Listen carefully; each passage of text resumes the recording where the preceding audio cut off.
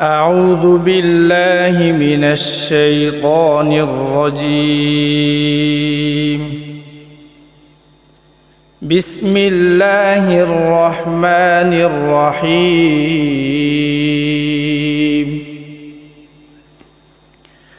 الرحمن علم القرآن خلق الإنسان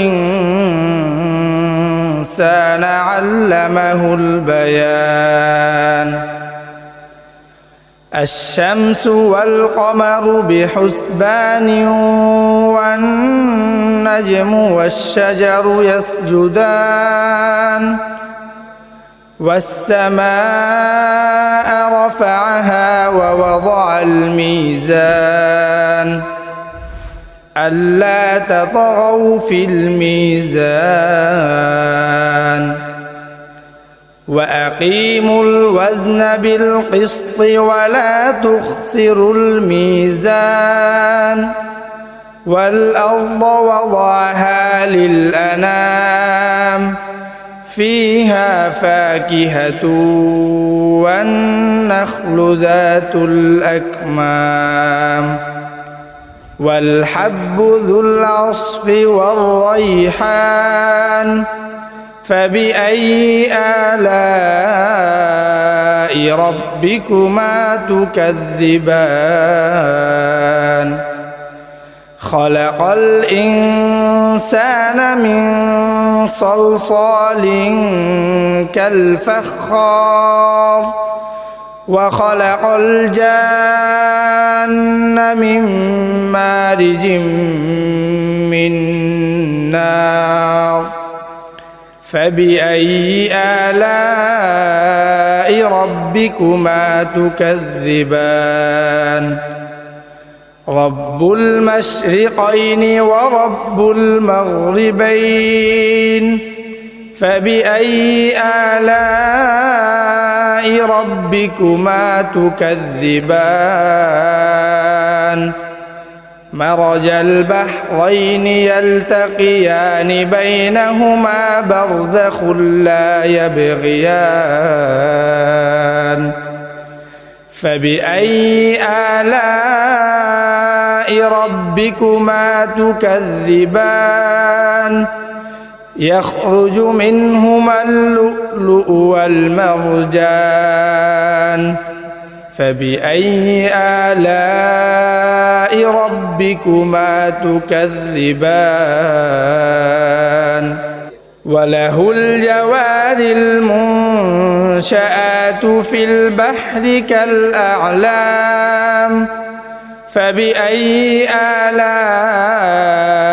ربكما تكذبان كل من عليها فان ويبقى وجه ربك ذو الجلال والإكرام فبأي آلاء ربكما تكذبان يسأله من في السماوات والأرض كل يوم هو في شأن فبأي آلاء ربكما تكذبان سنفرغ لكم أيها الثقلان فبأي آلاء ربكما تكذبان يا معشر الجن والإنس إن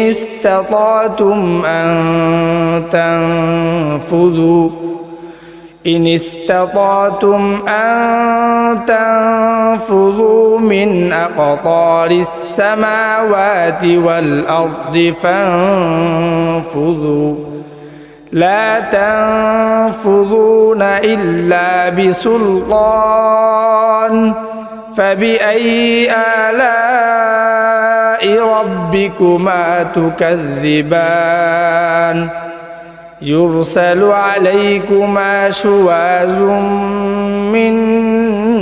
نار ونحاس فلا تنتصران فبأي آلاء ربكما تكذبان فإذا انشقت السماء فكانت وردة كالدهان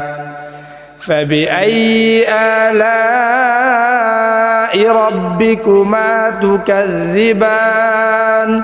فيومئذ لا يسأل عن ذنبه إنس ولا جان فبأي آلاء ربكما تكذبان يعرف المجرمون بسيماهم فيؤخذ بالنواصي والأقدام فبأي آلاء ربكما تكذبان هذه جهنم التي يكذب بها المجرمون يطوفون بينها وبين حميم آن فبأي آلاء ربكما تكذبان ولمن خاف مقام ربه جنتان فبأي آلاء ربكما تكذبان ذواتا أفنان فبأي آلاء ربكما تكذبان فيهما عينان تجريان فبأي آلاء ربكما تكذبان فيهما من كل فاكهة زوجان فبأي آلاء ربكما تكذبان متكئين على فرش بطائنها من استبرق وجنى الجنتين دان فبأي آلاء ربكما تكذبان